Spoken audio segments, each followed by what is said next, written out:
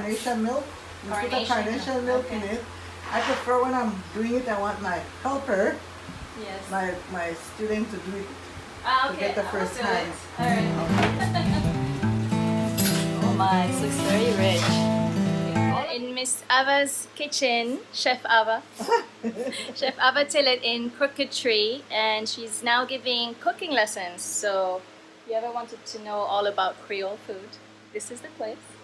Yes. Today we're making stewed chicken with rice and beans, potato salad, and bread pudding. Oh my god! I don't know where I'm gonna put all that. I will definitely make you a little fried plantain along with that. Oh my god!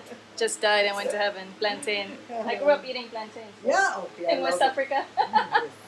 Yes, so this is a really wonderful new activity in Crooked Tree. Lots of cultural things to do, and we have one person to thank.